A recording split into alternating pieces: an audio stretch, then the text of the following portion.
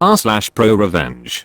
First story. Someone stole 25k from me. It ended costing him $500,000. I posted this on r/pro revenge and was told it belongs here. A preamble. I was married to a very OCD and pragmatic man. For example, for him, a big romantic gesture had been to leave me alone for 24 hours at the hospital right after I had our son so he could go pay bills and mow the lawn. 20 years later I do understand he really did express love this way. But that's another story. I was in dire need of physical contacts because he'd never touched me unless he wanted very bland sex and also never ever kissed me. The story is not about him, it's only a preamble. So, I divorce him, not just for what's above mind you. I felt alone and unloved in this relationship. I just wrote about it to explain the state of mind I was in when I met this other person that we'll call PS. PS was the total opposite. He was very in tune with his emotions. He was very intense. This will be important later.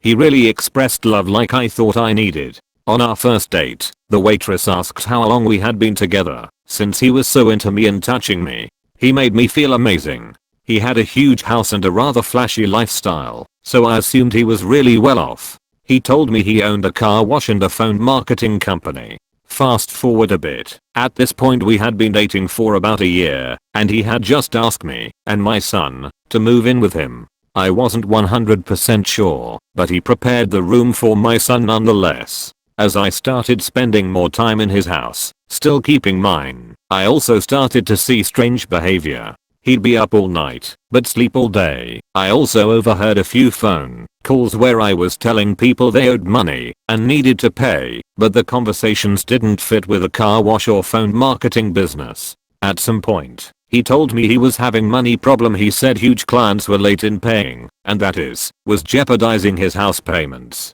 So, I, stupid me, offered to help. I'm missing a part of this story because it started as me offering help with the house, since we were there a lot. Still had my house though, but it ended up with me lending him 25k. I cannot for the life of me remember that progression. The loan was supposed to be for 3 weeks, he said. I'd have it all back in 3 weeks.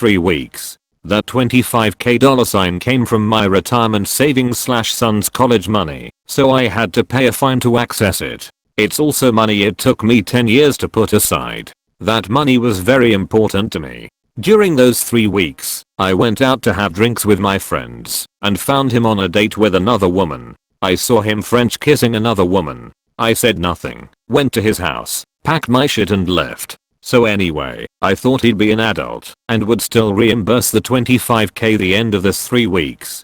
Big mistake. Someone I knew told me he was glad I left and proceeded to tell me about him. He said PS was a junkie, hooked on GHB, hence why he was so intense and so into his emotions. That also explained the erratic sleep / night patterns. But the final blow when he told me PS was also a con man. A specialist in defrauding older people by phone, his so-called phone marketing company. In the beginning, I wasn't sure I believed it, but then bits of what I had overheard in the last year started to make sense, and I realized it was all true. Back to this later. I tried having my money back many different ways, none worked. I was at the end of my rope, and since it was in my year post-divorce, and right after the 2008 to 2009 economic crash as well, I was poor as hell. So this is what I did. First, he had given me access to pay bills online, not to his bank accounts, but to his emails. So I was able to investigate all his accounts with the same password. I printed / screenshotted every little bit of information relating to money.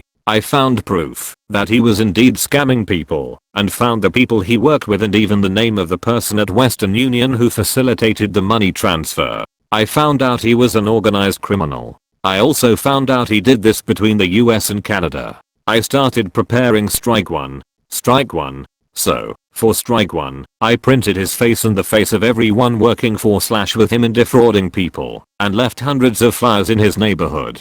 I also called the hotline for financial crime prevention in both Canada and the US and gave very specific details and names. Know that even if he had given me the money, this goes against my core values and I would have done the same thing either way. At this point, I was preparing strike 2 too. Strike 2. I was dumb in lending him money, but at least I did it the right way. I wrote a check. I didn't do cash. I wanted proof just in case it would turn out to be a great idea. On the check, I had written that it was a loan. Thank you, Judge Judy, for this tip.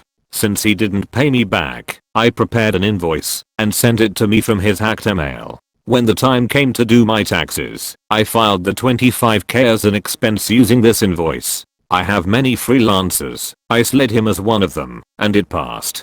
Don't ask me how I got his social security number. I can't remember, but I ended up having access to it, so ratted him out to the eyes for hiding income. I found out later on through friends that the eyes started investigating him for unpaid tax. I heard he had to pay 38% taxes on that $25K plus pay a 20% fine for not declaring income. At this point I was satisfied. I figured $9,500 in taxes plus $5K in fines was 50% of what he owed me. At least he didn't get away with it all. But remember, I told you on the check I had written that it was a loan. So I took him to court and won. He didn't even show up, so he has to reimburse the full $25K plus court fees, plus what he owes to the eyes. So it's $39,500 that he was to pay for not reimbursing $25K. To this day I still haven't seen a cent, but the rest of the story makes it worthwhile. At first, I thought the financial crime call I made had no effect. Well, it's now the cherry on top. What I didn't know at the time is that the eyes would team up with Wire Fraud Division and look at everything he did. They were not able to catch him on the wire fraud, but since the house he had did not fit with the money he was declaring, they got him on tax evasion and gave him a certain delay to pay back taxes. I heard it was only 3 months, but I don't know if it's accurate. They got him so good, they ended up freezing his accounts, and he lost his house. The bank foreclosed it, and his debt to the eyes is still open. We are not in the US, so he won't go to jail for this, however. But my $25K that he did not want to repay ended up costing him over $500,000. And since you cannot go bankrupt for a debt you owe to the government, I'm happy to tell you that at 40 he had to move back with his parents and ask for welfare, and will probably be paying this for the rest of his life. This story is not finished, however. I just learned that he now has a job as a concierge in the apartment building of his parents, so I'll be contacting the court to have the money he owes me taken directly from his pay. The thing is, he has no idea I'm the culprit of all his bad fortune, and he recently sent me a message telling me he misses me, that I was an angel for him, and that he regrets what he did. Well, not me, loser, not me. TLDR, Op moves in with a wealthy man who cons her out of $25K. It turns out the man makes money through fraud and organized crime. Op had the smarts and record keeping skills to nail his ass to the wall for fraud and tax evasion. Op won a lawsuit and is legally entitled to get her $25K back. Meanwhile, the man is fucked to the tune of $500K, living with his parents and working a dead-end job. Thanks to you/Butchfishy for this. Asterisk LIL edit. This is my son who told me about this subreddit and r/NuclearRevenge initially, as he absolutely loves the revenge stories. I only had an account to see r/interesting gas fuck. He didn't really know that story, but now obviously does. Today he called me up from the basement ultra happy and excited to tell me the story blew up on YouTube, where all teenagers seem to hang now. So thank you all. My son feels like I was about to say little, but he is taller than me. D***. Second story. Never wanted to do this. This is a throwaway account cause I don't want this to be linked to my original account. All names have been changed for privacy reasons. I might still log into this account, so any questions you can ask me. Cast. Amy, my ex-girlfriend. Alex, ex's brother. Surprise surprise. Ex's parents. Bob, my friend. And me. Story. I met Amy when I was 27 and already had a good job in the id department. Met her at a party and invited her over to my house. We instantly hit it off. For a year we were good friends and all my friends knew her. I even met her family, which was her parents and her younger brother. I met most of her family and friends, and after a year she moved in with me. She was a genuinely good person and was kind to everyone. Or so I thought. It was her name on the leases at the time. I was saving for a car, and she paid the rent. She came to me one day saying that she had no money in her account, and when I checked, there was no money. She asked me if she could borrow my card for a day as she was going to this party with some of her friends. I didn't hesitate as I trusted her and gave her access. Well, nothing eventful for about half a year. Suddenly I had to go on a business trip for 3 weeks. This wasn't the first time, but usually it lasted only 3 to 4 days or a week. Before I went, she once again asked if she could borrow my card. I hesitated but gave in eventually. When I returned, I saw a car parked outside, but assumed it was one of her friends. Well, I knocked, thinking she was home, and was met by complete strangers asking what I wanted. None of my belongings were there, and by belongings I mean the TV, the box, the computer in the bedroom, and none of the furniture was the same.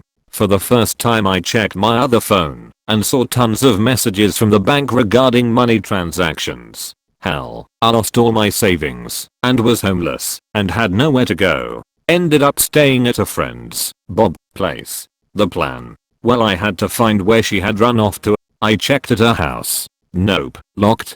Called the police and alerted them about the fraud.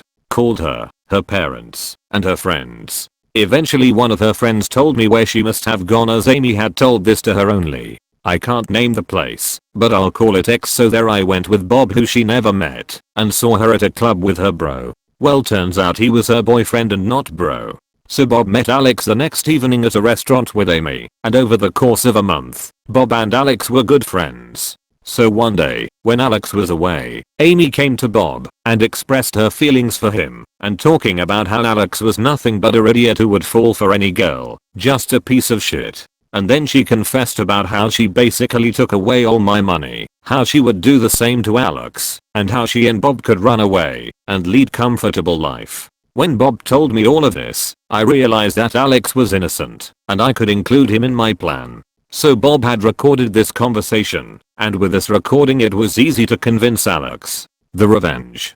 Turns out that it was Alex's name on the lease. He did want to kick her out, but I convinced him not to, and to strike at the right moment and leave her helpless. A month passed, and she came to him telling how she didn't have money, and if she could borrow his card. Well, she wasn't faking the fact that she had no money. She'd spent all her money on parties and other expensive stuff, and on Bob, she insisted paying whenever she was with him. Anyway, Alex confronted her and kicked her out immediately, and having nowhere to go, she called Bob.